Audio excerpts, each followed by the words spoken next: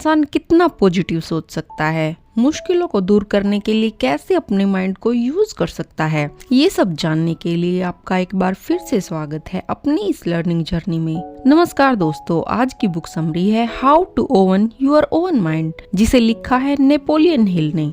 Napoleon Hill का पूरा focus self help book लिखने पे रहा है।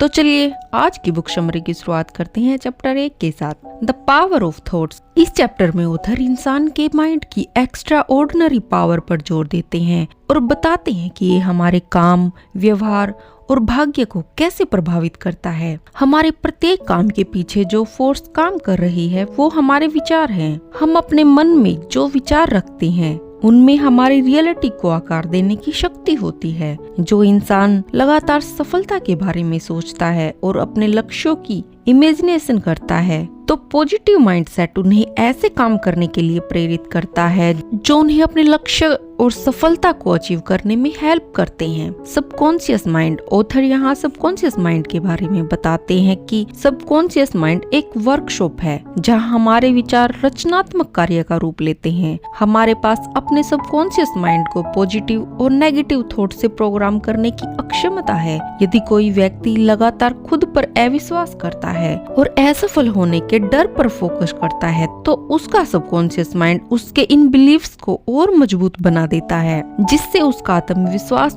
और कम हो जाता है। पॉजिटिव और नेगेटिव थॉट्स।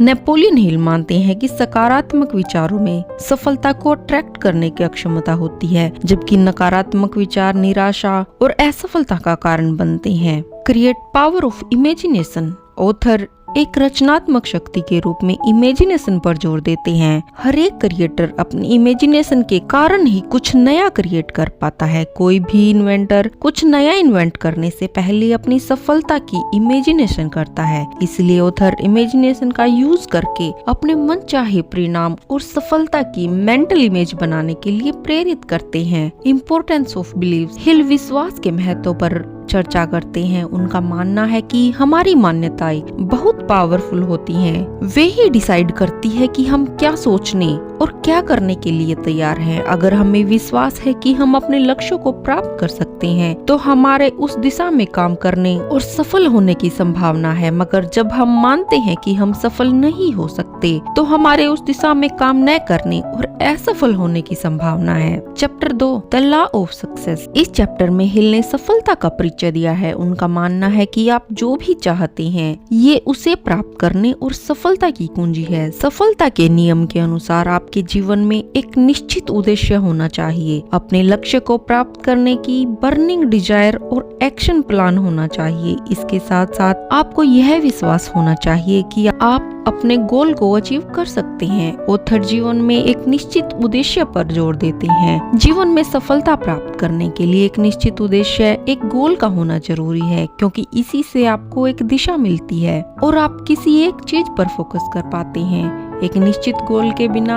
आपके भटकने की अधिक संभावना है। सफलता के लिए बर्निंग डिजायर का होना आवश्यक है। एक बर्निंग डिजायर के बिना विपरीत परिस्थितियों में आप हार मान सकते हैं। गोल सेटिंग और आपके अंदर एक बर्निंग डिजायर होने के बाद भी एक कार्य योजना बनाना बहुत जरूरी है, क्योंकि ये आपको मंजिल तक पहुंचाने के लिए एक रोड मैप का काम करती है। कार्य योजना यानी एक्शन प्लान के बिना इधर उधर के कामों में आपका समय और ऊर्जा बर्बाद होने की ज्यादा संभावना होती है। आगे ऑथर विश्वास के महत्व को समझाते हैं। सफलता प्राप्त करने के लिए आत्मविश्वास होना बहुत जरूरी है। आत्मविश्वास के बिना आपके खुद पर संदेह करने और हार मान लेने की संभावना बढ़ जाती है। Chapter 3, identifying your limiting beliefs. इस चैप्टर में नेपोलियन हिल आपके लिमिटिंग बिलीव्स यानी सीमित विश्वास को पहचानने पर जोर देते हैं। सीमित विश्वास वे विचार और वे विश्वास हैं जो आपको अपने गोल अचीव करने से रोकते हैं। आपके विश्वास आपके अनुभवों, आपके पालन पोषण और आपकी संस्कृति पर आधारित हो सकते हैं। आपके सीमित विश्वास आपको काम करने, अपने लक्ष्य को प्राप्त करने और अपना सर्वश्रेष्ठ जीने से रोक सकते हैं। आप अपने सीमित विश्वासों को कैसे पहचान सकते हैं? ऑथर का मानना है कि इसके लिए आपको अपने विचारों और भावनाओं पर ध्यान देना होगा। उन सब बातों पर ध्यान देना होगा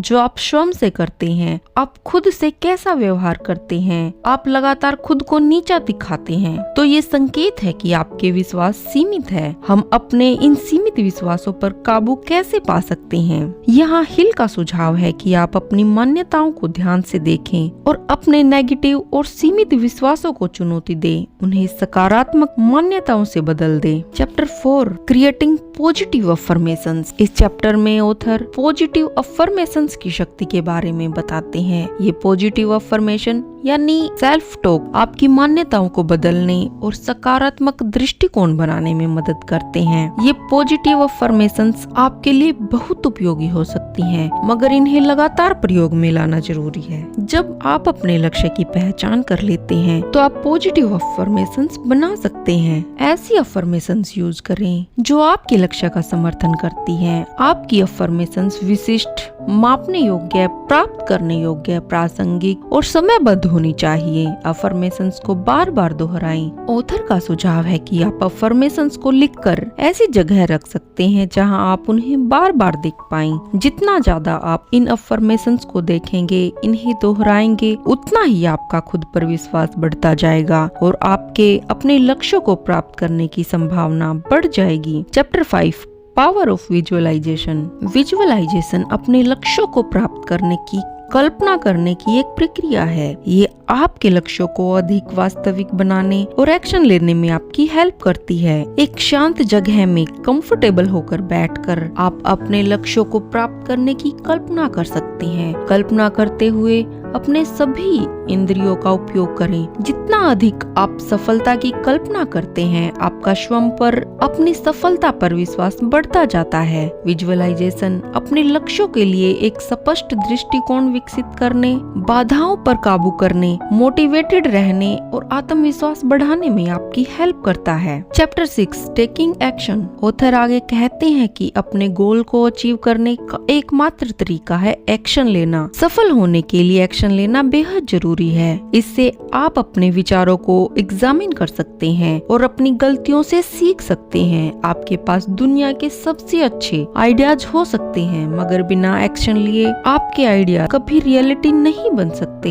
एक्शन आपके सपनों और रियलिटी के बीच का पुल है। How to take action. Author का सुझाव है कि आप अपने गोल को छोटे और मैनेजेबल स्टेप्स में बांटकर शुरुआत करें। अगर आप डरते हैं तो भी एक्शन ले। अपने डर पर काबू करने का एकमात्र तरीका है उनका सामना करना। Chapter 7 overcome obstacles. इस चैप्टर में ऑथर सफलता के रास्ते में आने वाले ऑब्स्टेकल्स की चर्चा करते हैं। आपके रास्ते में बाधाएं तो आएंगी ही। अगर आपका संकल्प दृढ़ है तो आप उन पर काबू पा सकते हैं। बाधाएं ही आपके चरित्र का निर्माण करती हैं और आपको मजबूत बनाती हैं। इन बाधाओं को पार करने के लिए सबसे पहले इनकी पहचान करिए। कौन सी बाधा आपको अपने लक्ष्य तक पहुंचने से रोक रही है। इसके बाद उसके कारण को खोजें और उसे दूर करने के लिए उचित एक्शन लें। इनमें अपनी योजनाओं को बदलना, नई स्किल सीखना या फिर लगातार उस काम को करते रहना शामिल हो सकता है। बाधा चाहे कितनी भी बड़ी हो, कभी हार ना माने। तब तक प्रयास करते रहें जब तक आप उस पर काबू ना पा लें। बाधाओं को ओवरकम करने से आप पहले से मजबूत बनते हैं। आप चुनौतियों और फेलियर से निपटना सीखते हैं और अधिक लचीले बनते हैं। आपका आत्मविश्वास बढ़ता है और जब लोग आपको चुनौतियों का सामना करते देखते हैं तो वो भी आपके लक्ष्यों को प्राप्त करने में आपकी सहायता करते हैं। चैप्टर 8